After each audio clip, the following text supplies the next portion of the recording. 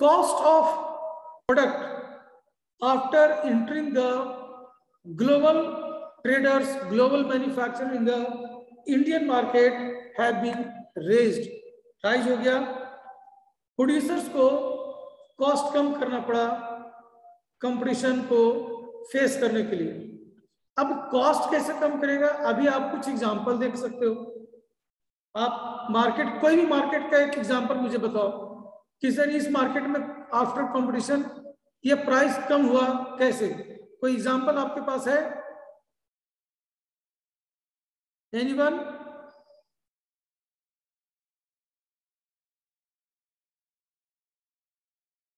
अगर आप एग्जांपल समझते हो तब आपको इंपैक्ट ऑफ ग्लोबलाइजेशन ज्यादा आसानी से समझ में आएगा। तो हम एक एग्जांपल लेते हैं, कोई भी एग्जांपल आप ले लीजिए, गारमेंट सेक्टर में लीजिए, टेलीकम्युनिकेशन में लीजिए, इलेक्ट्रॉनिक्स मार्केट में भी एग्जांपल हम ले सकते हैं। ठीक है, अगर आपको याद नहीं है तो आप कभी न्यूज़पेपर्स वगैरह मोबाइल पे सर्च किया करो, आपको पता चलेगा कि जब इलेक्ट्रॉनिक सेक्टर में फॉरेन कंपनी का एंट्री नहीं था इंडियन मार्केट में, तब हमारे पास बहुत लिमिटेड इलेक्ट्रॉनिक गैजेट्स हुआ करते थे। दैट मीन्स सिर्फ और सिर्फ ET&T, सोलोरा, BPL की ही टीवी थी जो कि इंडियन मैन्युफैक्चर थे।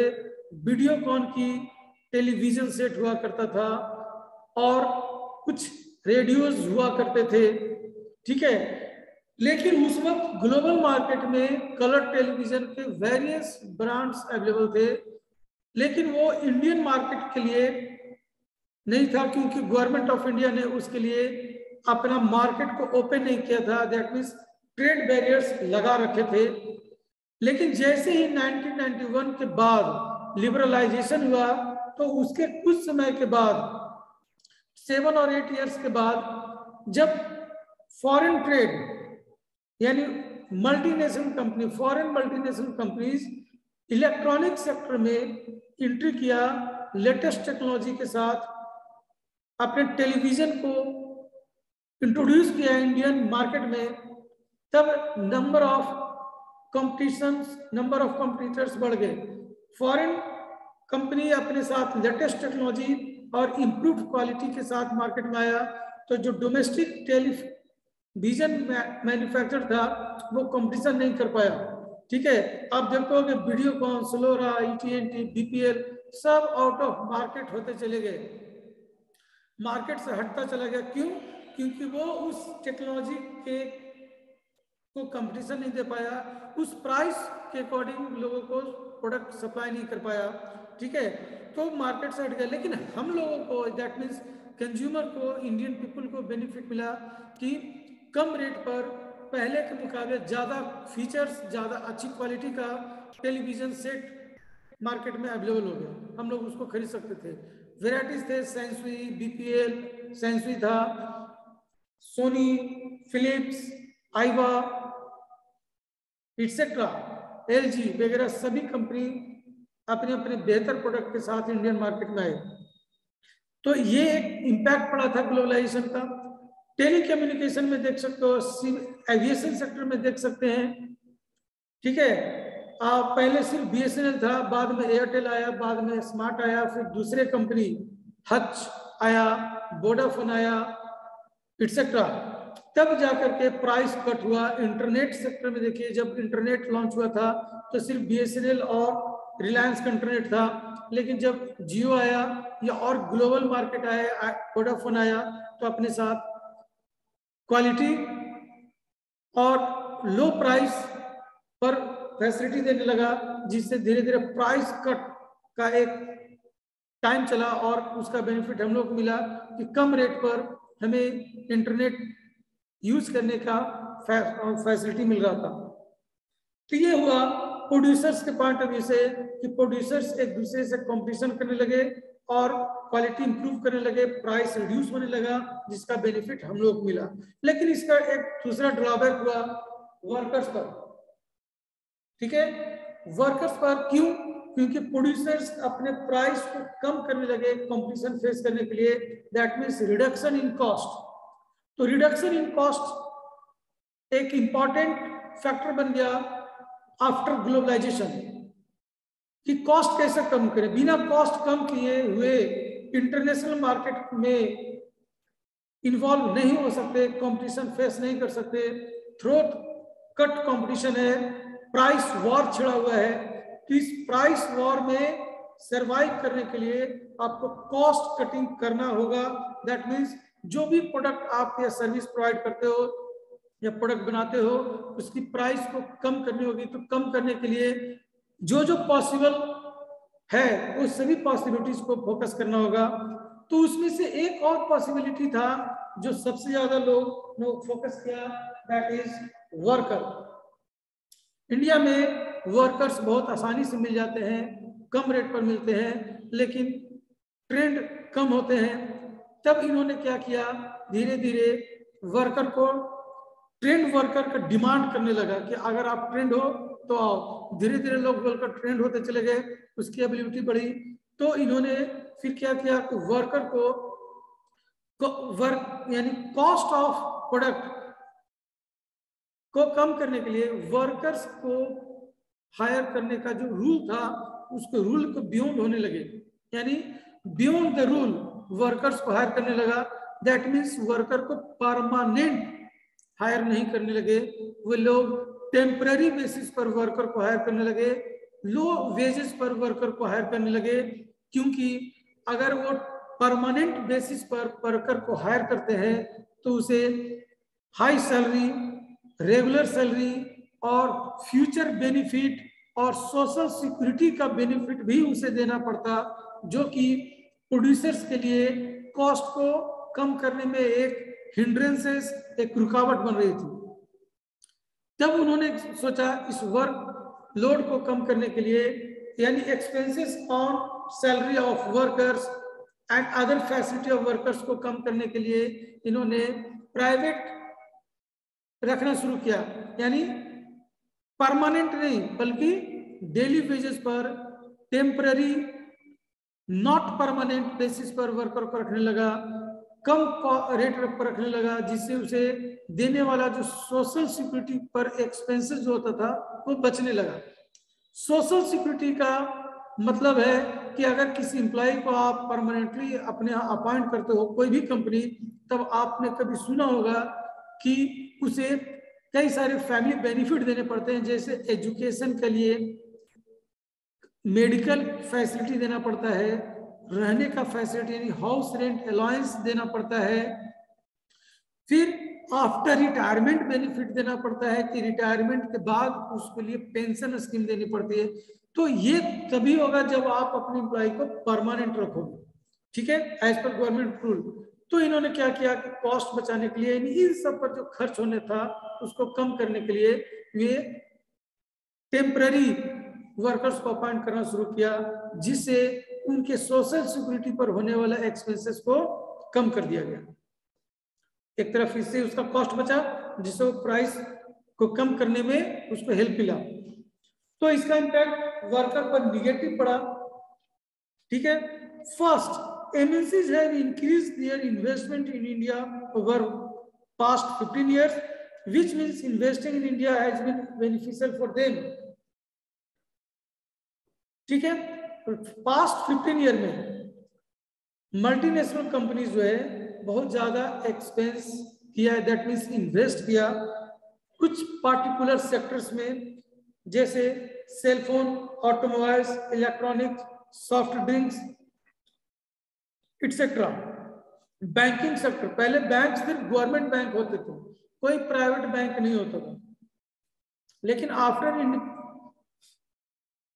लेकिन after liberalisation government of India ने लोगों को फैसिलिटी देने के लिए, यानी उसमें कंपटीशन को बढ़ावा देने के लिए प्राइवेट बैंकों को, फॉरेन बैंकों को भी परमिशन दिया कि आप इंडियन मार्केट में बैंकिंग स्टार्ट कर सकते हो, जैसे ICICI, SDFC, ठीक है, हांगकांग बैंक सर्विस कॉर्पोरेशन, तो कई इंडस बैंक और डाइस्ट्रिक्ट बैंक, ये सभी कुछ फॉरेन कंपनी थे। सिटी बैंक जो अमेरिका का है, सभी बैंकों को परमिशन दिया कि आप इंडिया में बैंकिंग शुरू कर सकते हो।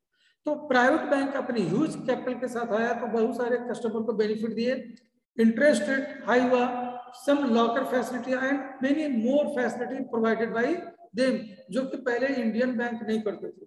तो धीरे धीरे इंडियन बैंक को भी करना पड़ा, हमें बेनिफिट हुआ, यानी कस्टमर्स को बेनिफिट हुए कि वर्ल्ड क्लास बैंकिंग फैसिलिटी आपके घर तक मिलना शुरू हुआ, आपके कंट्री में मिलना शुरू हुआ। ऑटोमोबाइल सेक्टर में इंप्रूवमेंट हुआ, पहले बिफोर लिबरलाइजेशन या बिफोर ग्लोबलाइजेशन, यानी ग्लोबलाइजेशन जब इंडिया एडॉप्ट नहीं किया था तब यहाँ पर लिमिटेड चॉइस था ऑटोमोबाइल सेक्टर में, हिंदुस्तान मोटर्स का ही बाइक कंपनी के प्रोडक्ट यहाँ थे। लेकिन after liberalisation when government of India open the Indian market for foreign companies, तो बहुत सारे ऑटोमोबाइल सेक्टर के कंपनी यहाँ पर आए और अपना प्रोडक्ट बेचने लगे, जिससे वेराइटीज ऑफ ऑटोमोबाइल सेक्टर्स में आया, कंपटीशन बढ़ा, फीचर्स बढ़ा, मॉडल्स बढ़े, लोगों के पास ऑप्शंस बढ़ा परचेस करने का। ठीक है, हर तरह के लोगों के लिए, middle class, lower middle class, high class, premium class, सभी के लोगों के लिए डिफरेंट डिफरेंट कंपनीज अपना अपना प्रोडक्ट ऑटोमोबाइल सेक्टर में लॉन्च किया। ठीक है, सॉफ्ट ड्रिंक्स वगैरह यानी खाने पीने की चीजों में भी ग्लोबल कंपनीज का इंट्रोडक्शन हुआ, इंट्रोड्यूस हुआ इंडियन मार्केट में, जिससे हमें वेराइटीज मिले। Second, several of the top Indian companies have been able to benefit from the increased competition. कुछ इंडियन कंपनी थे वो कंपटीशन को फेस किया और ग्लोबल कंपनी में कन्वर्ट हुआ। ठीक है, वो न्यूअर टेक्नोलॉजी में अमाउंट इन्वेस्ट करने लगे, यानी when globalization adopted by the Indian market, many Indian company become a global company because he is facing positively competition among the foreign companies. Moreover, globalization has enabled some large Indian companies to emerge as multinational themselves. तो कई Indian company को multinational बनने में globalisation ने help किया। ठीक है, कुछ सक्सेसफुल कोलैबोरेशन के थ्रू, कुछ ज्वाइंट वेंचर के through,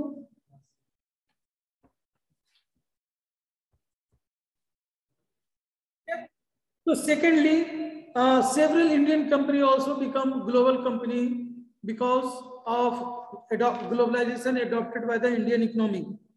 Globalization has enabled some large Indian companies to emerge as multinational themselves. कुछ कंपनी जो है पहले जब सिर्फ इंडिया में अपना बिजनेस करता था, आफ्टर ग्लोबलाइजेशन कुछ फॉरेन कंपनी इंडियन कंपनी के साथ टाई अप हुए, पार्टनरशिप किया, ज्वाइंट वेंचर बनाया, तो धीरे धीरे जो इंडियन कंपनी था वो भी ग्लोबल कंपनी बन गए। फॉर एग्जांपल आपके सामने है हीरो।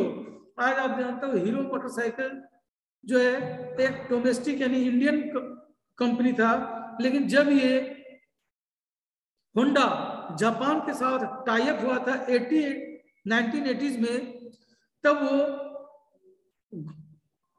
ग्लोबल कंपनी का टेक्नोलॉजी और स्ट्रेटजी के थ्रू हीरो भी एक ग्लोबल कंपनी बन गया और आज के डेट में वो एक सेपरेट कंपनी है, फिर भी वो एक मल्टीनेशनल कंपनी बना हुआ है।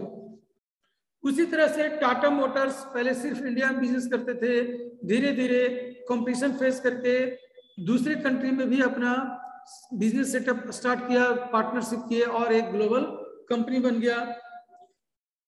ठीक है, इस तरह से Indian company also become a global company when globalization adopted by the government of India or open the doors, open the market of Indian market for the global companies. Globalization has also created new opportunities, providing services, particularly those, यानी opportunity भी अपने साथ लाया, सिर्फ competition और improved quality product ही नहीं बल्कि employment भी जनरेट किया, नंबर ऑफ एम्प्लॉयमेंट बढ़े, सेक्टर्स इंप्रूव हुआ, उसके टेक्नोलॉजी इंप्रूव हुए, ठीक है, सर्विस सेक्टर इंप्रूव हुआ, इट्सेट्रा। एक्सपोर्ट इंपोर्ट में भी इंप्रूवमेंट हुआ, export method, import method, global company के साथ बिजनेस करना, ये सभी धीरे धीरे इंडियन कंपनी ने सीखा और सेक्टर में आगे बढ़ा। कुछ केस स्टडीज है, that is small producers compete और पेरिस।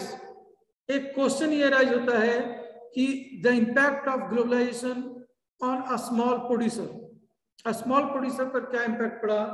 तो स्मॉल प्रोड्यूसर्स या तो कंपटीशन फेस करके अपने आप को बड़ा कंपनी बनाया, या तो डिस्ट्रॉय हो गया, दैट मीन्स पेरिश, यानी खत्म हो गए। ठीक है, तो ग्लोबलाइजेशन का इम्पैक्ट बहुत ज्यादा पड़ा कंपटीशन में, और जो कंपटीशन फेस किया वो भी एक ग्लोबल और बड़ी कंपनी बना। जो कंपटीशन फेस नहीं किया वो पेरिश यानी आउट ऑफ मार्केट होते चले गए। उसके कुछ एग्जांपल यहाँ पर दिए हुए हैं, जैसे batteries industries, capacitor industries, plastic industries, toys industries, tyre industries, dairy products and other vegetable oil are example of industries where small manufacturers have been hit hard due to competition। ठीक है, यानी ये सभी सेक्टर्स के जो भी producers थे, जो इसमें इंगेज थे, वे सभी ने बहुत ज्यादा कंपटीशन फेस किया। कई लोगों ने कंपटीशन फेस करके एक एस्टेब्लिश्ड कंपनी बना और उनकी बिजनेस भी बढ़े, और कुछ लोग गेट हार्टेड हुए, यानी वे मार्केट छोड़ दिए, या तो उनका बिजनेस बहुत डिक्रीज हुआ, लिमिटेड हो गया। ठीक है, तो रीजन क्या था। कंपटीशन फेस करने के लिए टेक्नोलॉजी में इंप्रूव करना, क्वालिटी ऑफ प्रोडक्ट को इंप्रूव करना, मार्केटिंग स्ट्रेटजी अपनाना, जिससे ग्लोबल कंपटीशन को फेस किया जा सके। फॉर एग्जांपल देखिए, पहले इंडियन टॉयज ही थे, लेकिन जब चाइनीज टॉय मार्केट में आना शुरू हुआ, उसके मैन्युफैक्चरर यहाँ मैन्युफैक्चरिंग करने लगे, तो वो उसकी क्वालिटी बढ़ गई। ठीक है, उसका लुकिंग बढ़ गया, लेकिन इंडियन टॉयज ट्रेडिशनल ही बना रहा, जिससे इंडियन टॉयज का मार्केट कमा और चाइनीज टॉय का मार्केट बढ़ गया। लोग उसे परचेज करना शुरू कर दिए। टायर्स, जो इंडियन टायर इंडस्ट्री था, उसमें उसकी प्राइस ज्यादा थी in comparison of Chinese tyre industries. तो चाइनीज टायर अपना प्रोडक्ट इंडिया में डंप करता था। धीरे धीरे प्रोड्यूसर्स कंपटीशन फेस करने लगा, तो ये भी अपने प्राइस ऑफ प्रोडक्ट को कम किया और क्वालिटी ऑफ प्रोडक्ट को रेज किया, जिससे भी ये कंपनी एग्जिस्टेंस में बना रहा। जैसे MRF एक लार्ज और ग्लोबल इंडस्ट्री माना जाता है टायर सेक्टर में। ठीक है, Madras rubber factory, the full form of MRF। ठीक है, फिर बहुत सारे फॉरेन कंपनीज आए टायर इंडस्ट्री में, प्लास्टिक्स में, कैपेसिटर्स में एंड बैटरीज में।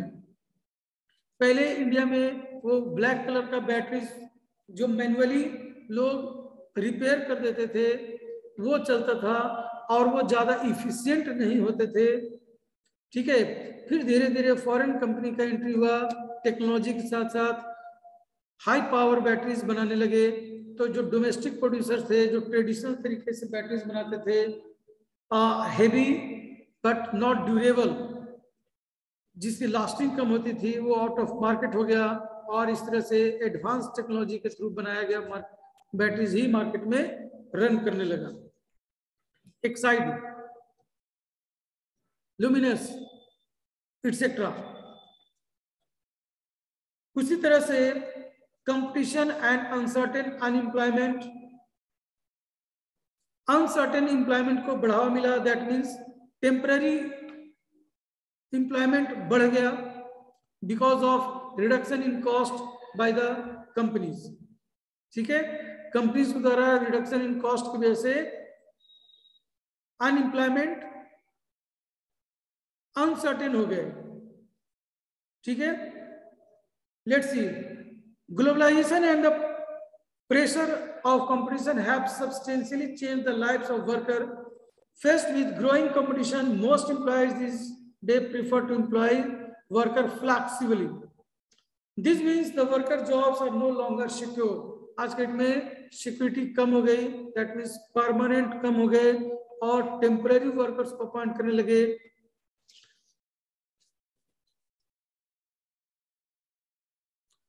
Just and same as in garment sector workers also, they are facing lot of problem in their work, like temporary, ad hoc, etc. Next,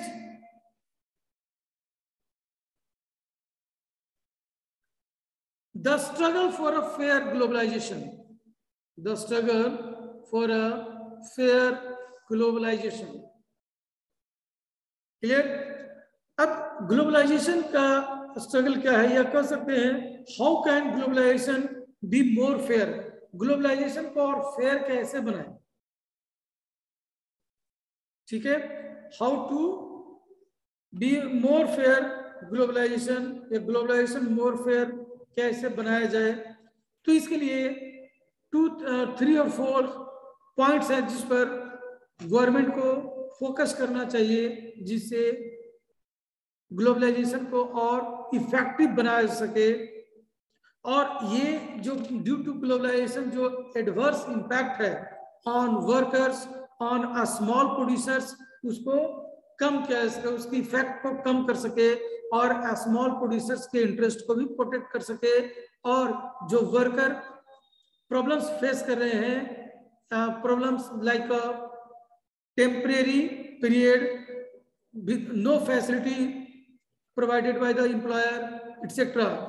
Always they are facing insecurity in their job. तो ये सभी चीज को कैसे कम किया जाए. साथ ही साथ फ्यूचर बेनिफिट में जो इनसिक्योरिटी आई उसे कैसे कम किया जाए. और यानी ग्लोबलाइजेशन की वजह से ये जो प्रॉब्लम्स अराइज हुए हैं वह कैसे कम किए जाए और ग्लोबलाइजेशन को और ज्यादा सेफ और फेयर बनाया जाए. तो इसके लिए जरूरी है government labour law should be implemented properly to avoid exploitation of workers. ठीक है, आप लोगों ने सुना होगा एक्सप्लॉयटेशन ऑफ वर्कर्स, यानी काम ज्यादा कराना और पेमेंट कम करना या अदर फैसिलिटी को देना ही नहीं, जबकि गवर्नमेंट का रूल है कि आपको ये फैसिलिटीज देना है. एक और एग्जांपल हम लेते हैं, जैसे minimum payment, minimum wages act, payment नहीं, मिनिमम वेजेस एक्ट. ये गवर्नमेंट का एक रूल है कि किसी वर्कर्स को काम कराने के बाद उससे कम पेमेंट आप नहीं दे सकते, यानी जो पेमेंट एक्ट के अकॉर्डिंग मिनिमम वेज है वो उतना देना है. तो कंपनी क्या करता है, अपना कॉस्ट कम करने के पॉइंट ऑफ व्यू से वो वर्कर्स को वेजेस एक्ट के अकॉर्डिंग पेमेंट नहीं करता, बल्कि उससे कम करता है और काम भी उससे ज्यादा लेता है. क्योंकि वर्क आवर भी डिफाइन है कि 8 hours is the working hour. 8 hours से आप ज्यादा किसी से टास्क लेते हो, काम कराते हो, तो आपको उसके लिए ओवर टाइम पेड करना होगा. तो कई कंपनी इन सब चीजों को इग्नोर करती है, जिससे वर्कर फ्रस्ट्रेट होते हैं, वर्कर पर लोड बढ़ता है और पेमेंट कम होता है. This is the one of the negative impact of globalisation on small producers and workers. तो इसे कैसे ठीक किया जाए, तो proper implementation of law by the government to avoid exploitation of workers. ठीक है, labour law, payment of minimum wages act etcetera, जो भी गवर्नमेंट लॉ है वो प्रॉपरली इंप्लीमेंट हो, जिससे वर्कर्स जो एक्सप्लॉइट हो रहे हैं उसका एक्सप्लॉयटेशन रुक जाए या बहुत कम हो जाए, मिनिमाइज और रिड्यूस और स्टॉप व्हाटएवर. ठीक है, तो रूल्स हैं लेकिन वो इंप्लीमेंट नहीं होने से ही ये प्रॉब्लम्स आती है. Government should, second, government should protect the interest of the small producers by using trade and investment barriers. Government को जो स्मॉल प्रोड्यूसर्स ग्लोबलाइजेशन की वजह से उनका बिजनेस या तो बंद हो गया या खत्म हो गया या कम हो गया, को प्रोटेक्ट करने के लिए गवर्नमेंट के पास जो बैरियर्स है दैट मीन्स ट्रेड बैरियर्स और इन्वेस्टमेंट बैरियर्स का यूज करके इनके इंटरेस्ट को प्रोटेक्ट किया जा सकता है। यानी आप किसी भी कंपनी को एंट्री देने से पहले कुछ रूल्स बनाए जिससे स्मॉल प्रोड्यूसर्स का जो ऑलरेडी इंडिया में काम कर रहे हैं वो एलिमिनेट ना हो, उसके बिजनेस अफेक्ट ना हो। ठीक है, फॉर एग्जांपल जैसे मान लो कि अभी वेजिटेबल सेक्टर में फ्रूट्स वगैरह के लिए रिलायंस फ्रेश हो गए या वॉलमार्ट वगैरह जैसी कंपनी है, अगर ये एमएनसी वगैरह मार्केट में आ गए तो ये लोग बहुत कम कीमत पर एग्रीकल्चर प्रोडक्ट अपने एयर कंडीशन शॉप के थ्रू बेचना शुरू करेगा, जिससे छोटे छोटे जो स्मॉल प्रोड्यूसर्स हैं, स्मॉल सेलर हैं, स्मॉल ट्रेडर हैं, ठेले वाले, छोटे स्मॉल दुकानदार वाले, स्मॉल फार्मर्स, वो अपना प्रोडक्ट फिर कैसे सेल करेगा? वो उनके पास ह्यूज कैपिटल है, वो वेरी लेस प्रॉफिट मार्जिन या विदाउट प्रॉफिट मार्जिन पर वो गुड्स को बेच सकता है फॉर द टाइम बिंग। और जब सारे स्मॉल प्रोड्यूसर्स और ट्रेडर्स एलिमिनेट हो जाएंगे या अपना बिजनेस बंद कर देगा, तब वो अपना प्रॉफिट चार्ज करना शुरू कर देता है। तो इससे इतने सारे लोगों का बिजनेस खराब हो जाएगा, अनएम्प्लॉयमेंट इंक्रीज हो जाएगा। इसलिए गवर्नमेंट को चाहिए कि ट्रेड बैरियर्स या इन्वेस्टमेंट बैरियर्स को यूज करके ऐसे कंपनी को मार्केट में आने से रोका जाए या टैक्स इम्पोज करके उसके प्राइस को इक्वल किया जाए। ठीक है, जैसे एक एग्जांपल था आपका यूएस फार्मर, अमेरिकन फार्मर को अमेरिकी गवर्नमेंट बहुत ज्यादा सब्सिडी देती है, जिससे अमेरिकी फार्मर का फार्म प्रोडक्ट बहुत सस्ता हो जाता है और इंडियन फार्मर का उसकी तुलना में महंगा होता है। तो अगर कंपनी या कोई ट्रेडर अमेरिकी फार्मर से कोई ग्रेन्स इंपोर्ट करता है तो उसकी कॉस्ट कम हो जाएगी और इंडियन फार्मर्स का प्रोडक्ट महंगा हो जाएगा, तो मार्केट में उसका फार्म प्रोडक्ट सेल नहीं होगा, तो इंडियन एग्रीकल्चर सेक्टर भी क्रैश हो सकता है या एक बहुत बड़ा इम्बैलेंस क्रिएट हो सकता है। इसके लिए गवर्नमेंट को चाहिए कि वैसे कंट्री से जो इंपोर्ट होते हैं उस पर टैक्स इंपोज करके उसकी कॉस्ट को बढ़ा दिया जाए, जिससे डोमेस्टिक प्रोडक्ट का जो प्राइस उसके इक्वल हो जाए या उससे ज्यादा रहे, ताकि जो डोमेस्टिक प्रोड्यूसर है उसका इंटरेस्ट सिक्योर हो सके। Government should negotiate at WTO for fair rules. ठीक है, WTO जो वर्ल्ड ट्रेड ऑर्गेनाइजेशन है, जो फ्री ट्रेड को बढ़ावा देता है डेवलप कंट्री की ओर से, कि डेवलपिंग कंट्री अपना मार्केट डेवलपिंग कंट्रीज की कंपनी और प्रोडक्ट के लिए ओपन करे, तो वहां पर वो निगोशिएट कर सके WTO को कि ऐसा पॉसिबल नहीं है, यानी वो बहुत ज्यादा सब्सिडी देकर अपने प्रोडक्ट को डेवलपिंग कंट्री में सेंड करेंगे, सेल करेंगे, तो डेवलपिंग कंट्री अपने लिए ट्रेड बैरियर्स इंपोज कर सकता है, यानी वो फ्री ट्रेड को नहीं मान सकता है या बैरियर्स लगा सकते हैं। ठीक है, वो नेगोशिएशन मोड में आ सकता है। इस तरह से हम लोग फेयर ग्लोबलाइजेशन को बना सकते हैं, यानी ग्लोबलाइजेशन को फेयर कर सकते हैं। क्लियर? इस तरह से इस पूरे चैप्टर में हम लोगों ने पढ़ा ग्लोबलाइजेशन क्या है, उसके प्रोसेस क्या है, वो कौन कौन से फैक्टर्स हैं, फैक्टर्स ऑफ ग्लोबलाइजेशन पढ़ा, impact of globalisation and how to be more fair globalisation etcetera, role of information technology, role of technology on globalisation को स्टडी किया इस पूरे चैप्टर में। ठीक है, ये चैप्टर आपका फिनिश हो गया। आपको कोई क्वेश्चन हो, क्वेरीज हो, तो आप लोग प्लीज राइट करें, लिख कर रखें और क्लास में पूछें। ये जब तक आप लोग नहीं करोगे तब तक पूरी तरह से क्लास इफेक्टिव नहीं हो सकता। ये वन साइडेड ऐसा हमको लग रहा है कि सिर्फ हम पढ़ा रहे हैं, आप लोग नहीं पढ़ो। क्वेरीज मस्ट आनी चाहिए आपकी ओर से, ताकि हम आपको प्रॉब्लम को सॉल्व कर सकें। बिना क्वेरीज का इकोनॉमिक्स में फिर इंटरेस्ट नहीं होता है। ठीक है, आप लोग चाहोगे बस सिर्फ बताएं, तो भाई आप लोग क्वेश्चन करो, तब तो हमें पता चलेगा कि आपके क्या डाउट्स आते हैं, फिर हम उसके अकॉर्डिंग उसमें सुधार करेंगे। तो आपके तरफ से डाउट्स आने चाहिए, पॉइंट्स राइज करो, क्वेश्चंस राइज कीजिए, ठीक है। नेक्स्ट डे चैप्टर या तो इस चैप्टर से या तो इसके प्रीवियस चैप्टर से पढ़ाया जाएगा, और आप लोग please raise question on any points from this chapter और previous chapter, money and credit.